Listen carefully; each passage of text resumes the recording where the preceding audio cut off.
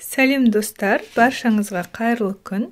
Бүгін осындай керемет, өте дәмді, ауызда еритін, осындай арасы қатпар-қатпар, әдемі болып пісетін пахлава дайындаймыз. Алдымен пахлавамыздың қамырын дайындап аламыз. Бірінші дайын ұнымызға осылай қантымызды себеміз. Бір шымшым тұз және де разрыхитель. Барлығын жақсылап араластырамыз. Жұмыртқаның сарысын, 3 сарысын қосамыз. Және де 20% қаймақ. Менде қаймақ мына жерде 150 грамм. Онан соң 150 миллиграмм ерітілген сары май құямыз. Барлығын араластырып, жұмсақ қамыр илеп шығарамыз. Видеоны соңына дейін қарап, міндетті түрде осылай жасап көріңіздер. Комментария қалдырып, каналға тіркелуді ұмытпаңыздар. Менің жаңа рецепттерімді жіберіп алмас үшін міндетті түрде қоңыраушаны басып қойыңыздар. Қамыр дайын болып қалды. Бізде осындай қолға жабыспайтын қамыр шығуы тиіс. Енді дайын қамырымызды осылай салафан пакетке салып, холодильникке қойып қоямыз жарты сағатқа. Келесі кезекте начинкасын дайындаймыз. Ол үшін бірінші жаңғақтарымызды осылай блендерға салып, майдалап аламыз. Майдалаған кезімізде қатты ұн сияқты қоқым болып кетпеуі керек. Егер блендер болмаса, қолмен де турап немесе оқтаймен майдалап, жаңағыдай жаңғақты дайындап алсаңыздар болады. Мінекей, менде осындай болды. Қатты майда емес, және де қатты ірі емес. Дайын жаңғағымызды осындай үлкенірек ыдысқа салып аламыз. Енді қант пен жұмыртқаның ағын араластырып, жақсылап блендердің көмегімен көпіртіп алатын боламыз.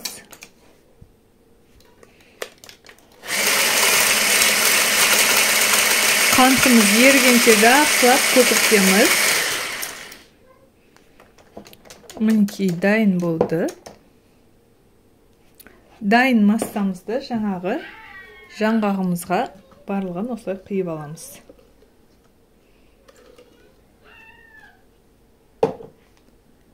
Және де мен осындай ішіне осылай изюм қосатын боламын. Яғни мейіз, 2 түрлі мейіз қосамын, сары және қара. Бұның міндетті емес, қоссаңыздар да, қоспасаңыздар да болады. Барлығын жақсылап араластырып аламыз. Мейізді қосардан алдын міндетті түрде ыстық сумен жуып алыңыздар. Сонда пахлавамызды кескен кезде ол жаңағыдай жұмсақ болып кесілетін болады.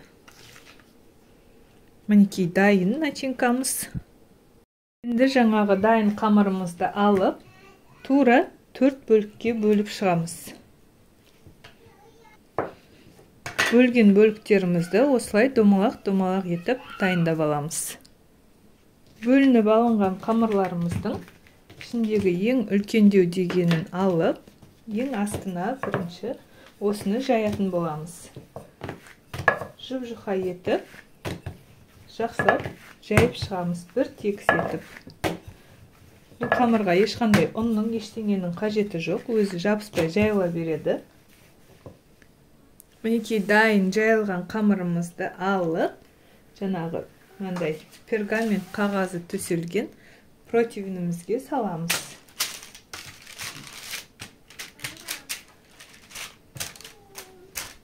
Салып болған соң, жаңағы начинкамыздың 3-тен 1 бөлігін бір келкі етіп осыған жағып шығатын боламыз.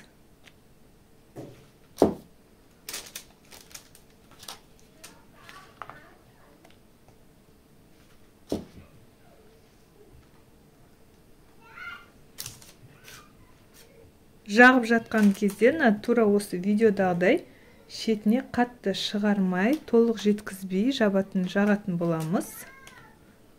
Жағып болған соң, келесі қамырларымыздың барлығын жайып шығамыз.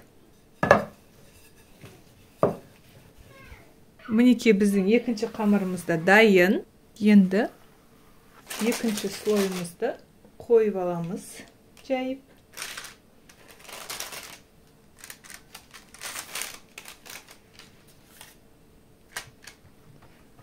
Қойып болған соң, тағы да жаңағы салмамыздың, начинканың тағы бір бөлігін осылай жағып шығамыз.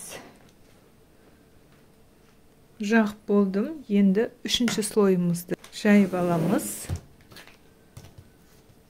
Дайын үшінші слойымызды да алып, жауып аламыз.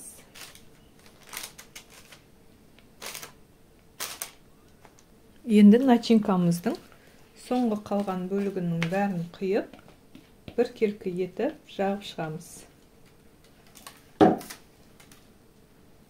Жағып болған соң, ең соңғы бетіне қоятын қамырымызды жаямыз.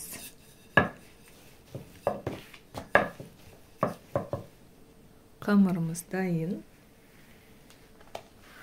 Енді осыны ең бетіне жақсылап жауып аламыз.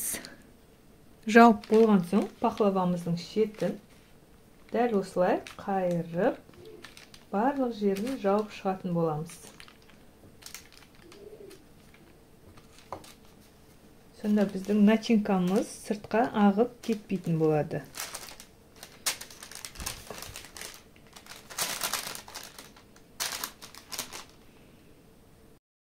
Мінекей жауып болған соң, осылай жұмыртқаның сарысын жақсылап біркелкі етіп жағып аламыз. Сонда біздің пахлавамыз сап-сары, әдемі болып, қызыл түсті болып пісетін болады. Жұмыртқаның сарысын жағып болған соң, мен осылай пышақтың осындай теріс жақ бетімен осылай жаңағыдай пахлаваны кесетін жерін ізін қалдырып шығатын боламын. Пахлаваны алдын ала кеспеймін. Көбісі алдын ала кесіп дайындап қояды. Мен тек қана осылай кесетін орнын ізін қалдырып қоямын. Піскеннен кейін кесетін боламын. Мен ромбик тәрізді етіп кесетін боламын. Қаласаңыздар, 4 бұрышты етіп кессеңіздер де болады. Қарап тұрғандарыңыздай, мен пышақты қатты баспаймын. Жаңағыдай қамырды жыртып жібермей, тек қана ізін қалдырып түсетін боламын. Енді әрбір ромбиктің тұсына осылай бүтін жаңғағымызды қойып шығамыз. Жаңғақтарымызды кішкене басып қоямыз.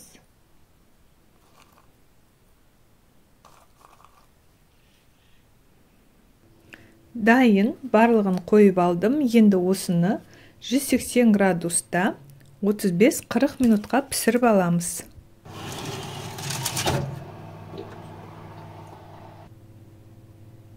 Пахлавамыз дайын.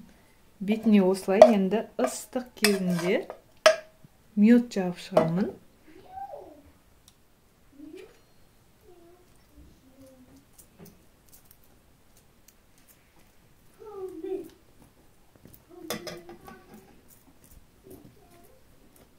Мед өте керемет дәм береді. Мед жағып болған соң, жаңағы сызықтар бойынша осылай ыстық кезінде кесіп шығамын.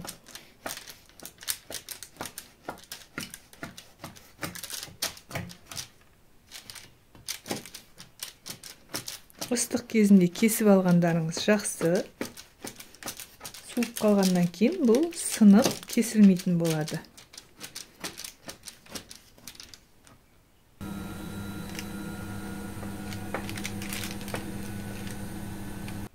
Мінекей кесіп болдым. Осымен пахлавамыз дайын.